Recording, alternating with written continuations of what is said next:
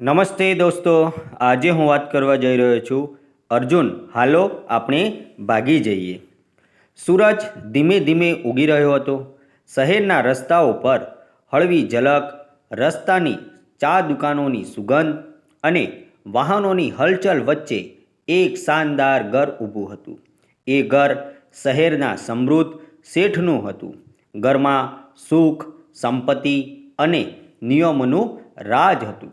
પરંતુ એમાં નાના મોટા બંધનોથી ભરેલું જીવન પણ છુપાયેલું હતું. નાના વર્તમાનમાં એ ઘરમાં નિહા શેઠની એકલૌતી દીકરી પોતાના સપના અને લાગણીઓની કાળજીમાં જીવતી હતી.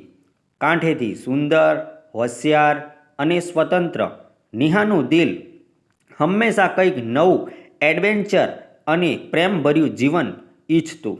પણ પિતા એના માટે જે પગલાં નક્કી કર્યા હતા તે હંમેશા એના સ્વતંત્ર જીવન માટે અવરોધરૂપ બની રહ્યા હતા.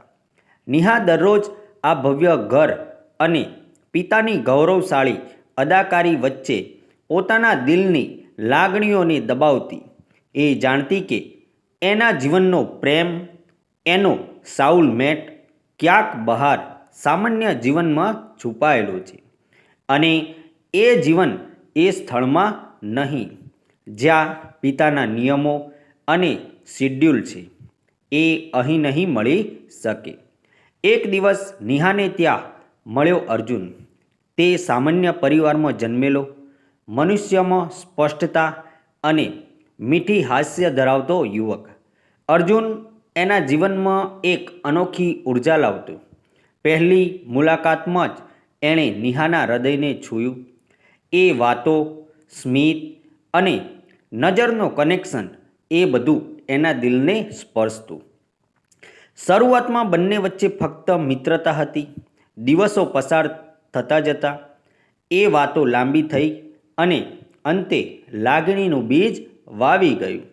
એ પળો જ્યારે નિહા હળવી શરમથી અલ્કેહાઇદી આંખો ધરાવતી અને અર્જુન હળવા હાસ્ય સાથે એ પળને જીવી રહ્યો, એ બંને માટે અનમોલ બની. પણ શહેરના આ ધૂળ, સુખ અને સંપત્તિ વચ્ચે નિહાના પિતાએ એના લગ્નની યોજના નક્કી કરી દીધી. આ પગલું નિહાના દિલ માટે ભારે ઝટકા જેવું હતું. એ જાણતી કે પિતા સાથે વાત કરવી એ મુશ્કેલ છે અને એમાં કોઈ સમજ પણ થતી નહોતી. બીજી તરફ અર્જુન પણ એ સ્થિતિ સમજતો, પણ નિર્ભય રીતે નિહા માટે લડતો. એ બંને વચ્ચેનો સંવાદ હવે માત્ર આંખો અને સ્મિતમાં જ નહીં, પણ પળો, વચન અને સમજૂતીમાં પણ દેખાતો.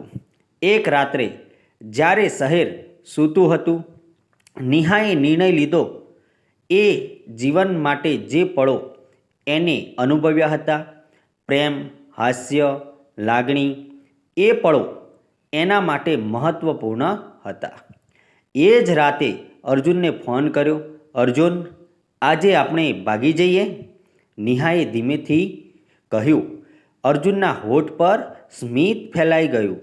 હા નિહા, આપણે એક સાથે હોવું જોઈએ, કોઈ રોકી ન શકે. એ રાત્રે બંનેએ પોતાના જીવનના નવા અધ્યાયની શરૂઆત કરી. પિતા અને પરિવારના પ્રતિબંધ હોવા છતાં પ્રેમના જોરથી બંનેએ એકબીજાનો હાથ પકડ્યો.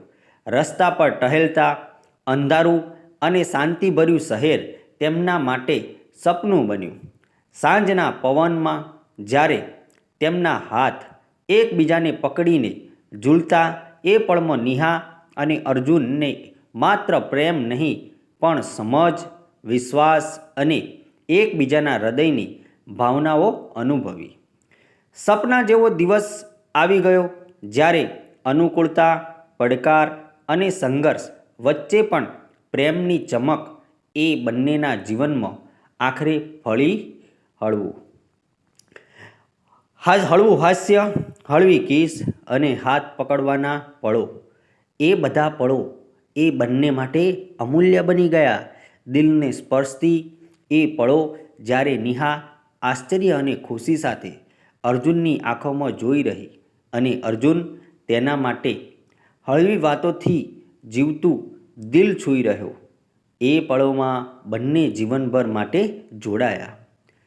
આ કથા બતાવે છે કે પ્રેમ, સમજ અને હિંમત સાથે કોઈ પણ અવરોધ દૂર કરી શકાય છે.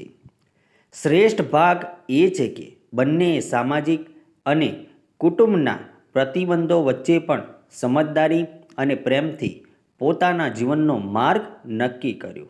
મિત્રો, આ વાર્તા જે છે એ કાલ્પનિક છે અને આમાં આવતા પાત્રો પણ કાલ્પનિક છે.